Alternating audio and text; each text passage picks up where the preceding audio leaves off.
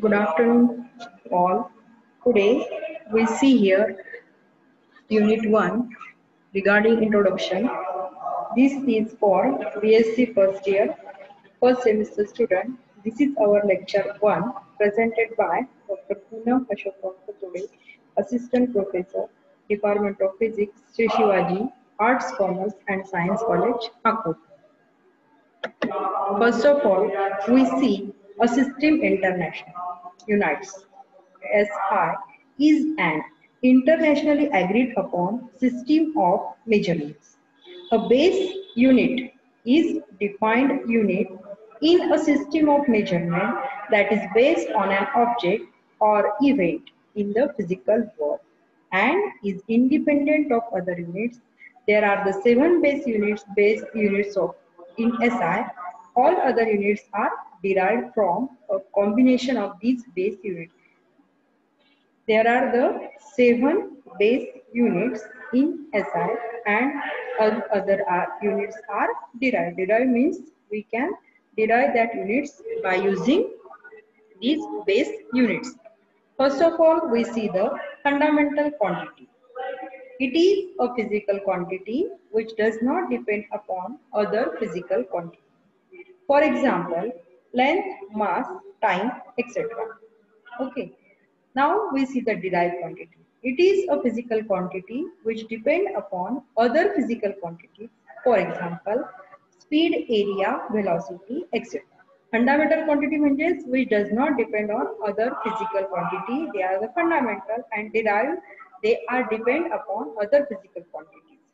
This is about the fundamental and derived quantity. Now we see the 7 fundamental quantities. First quantity is the length. Its unit is meter. Second is mass. Unit is kilogram. Third is time. Unit is second. Fourth is electric current. Unit is ampere. Fifth quantity is temperature. Its unit is Kelvin.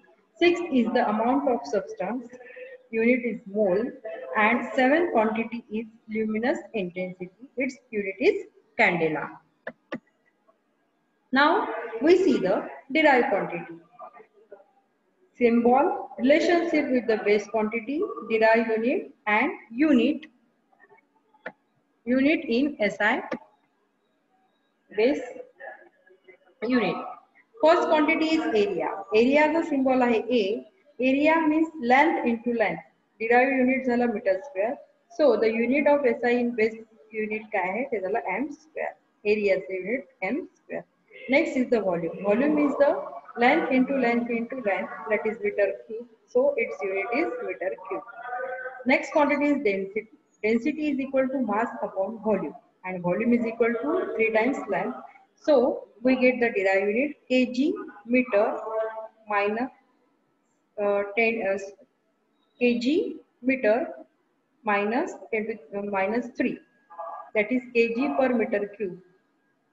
Then velocity v, displacement upon time, meter into second inverse or meter per second. Acceleration a, acceleration is the velocity upon time, so meter second raised to the power minus 2. Force is the mass into acceleration, so its derived unit is kg meter per second square or kg meter second raised to the power minus 2. These are all the derived quantity. This quantity is derived by using the fundamental quantities, so they are called as the derived quantity. Now we see the physics term definition and units. Scalar. A scalar is a quantity that has magnitude only. It has magnitude only. That quantity is called as the scalar quantity. Now we see the vector. A vector is the quantity that has magnitude and direction. Now we see the moment or torque of a force. The turning effect of a force about a point is defined as the force into the perpendicular distance from the point to the line of action of the force. That is, moment is equal to F into D, and its unit, force unit आहे Newton and distance unit आहे m. So the unit of moment is Newton into meter. Now we see the principle of momentum.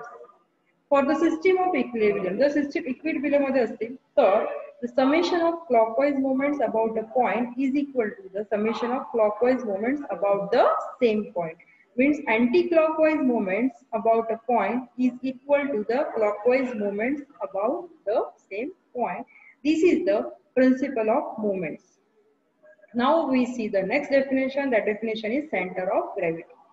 The center of gravity is the single point within a point at which the entire weight of the body is considered to act.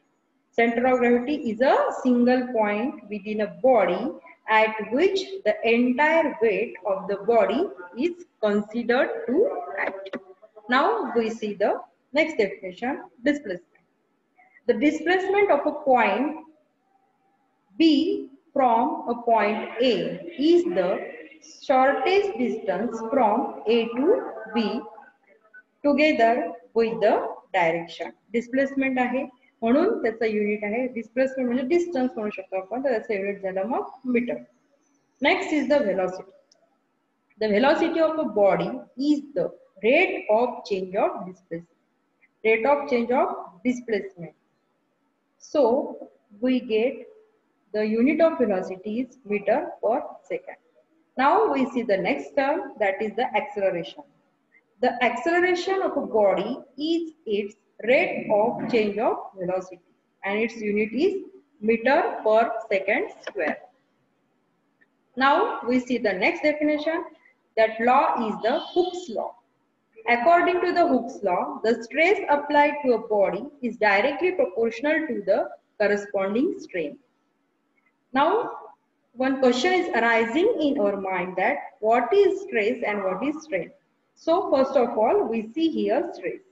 The internal restoring force per unit area developed inside the body is called stress. Stress is the internal restoring force per unit area developed inside the body. Its unit is Newton per meter square. Now we see the definition of strain. The ratio of change in dimension to the original dimension is called strain. Strain क्या है? It is the ratio of change in dimension to the original dimension. ठीक है? It is the ratio of two same quantities, so it has no unit. Now we see next definition. That definition is transverse wave. A transverse wave is a one where the particle oscillations are at 90 degree to the direction of travel of the wave. Transverse wave is the one where the particle oscillations are at 90 degree las upon at right angles to the direction of travel of the wave. This is the transverse wave. Now we see the longitudinal wave. A longitudinal wave is one where the particle oscillations are in line with the direction of travel of the wave. Means longitudinal and transverse wave difference क्या है? There is only one difference, that the particle of oscillations at 90 degree to the direction of travel in transverse wave, and in longitudinal wave the particle oscillations are in line or in parallel to the direction of travel of the wave. Now we see the next definition. The definition is photoelectric effect. When light of ultraviolet radiation of short enough wavelength falls on a surface, electrons are emitted from the surface. This is the effect called, that effect is called as the photoelectric effect. म्हणजे photoelectric effect मध्ये काय होतं, किंवा light किंवा ultraviolet radiation of short enough wavelength जर सरफेसवर fall झाले तर इलेक्ट्रॉन्स त्या सरफेस पासून इमिटेड होतात. That effect is called as the photoelectric effect. Now we see the Newton's law of gravitation. The gravitational force between two objects is directly proportional to the product of their masses and inversely proportional to the distance between their centers. what this Newton's law say? According to this law, the gravitational force, दोन object मधला gravitational force हा directly proportional to the product of their masses and inversely proportional to their to the distance between their centers. So F is equal to G m1 m2 upon r square. Now we see the Newton's laws of motion. There are three laws of motion. Now first of all we see the first law. An object continues in a state of uniform motion or in a straight line or remains at the rest unless acted upon by a resultant force. कुठलाही object हा continue असतो, जरी त्याची state आहे तिथेच राहतो तो, किंवा rest असेल तर रेस्ट, मोशन असेल तर मोशन, जोपर्यंत त्याच्यावर आपण कुठल्याही प्रकारचा रिझल्टंट फोर्स अप्लाय करत नाही तोपर्यंत. This is the first law. Second law, the rate of change of momentum of an object is proportional to the resultant force acting on it and takes place in the direction of that force. This is the second law, Newton's second law. Now we see the Newton's third law of motion. If an object A exert a force on a second object B, then B must exert a force which is equal in magnitude but opposite in direction on A. Means for every action there is equal and opposite reaction. This is the Newton's third law. So today we stop here. Thank you.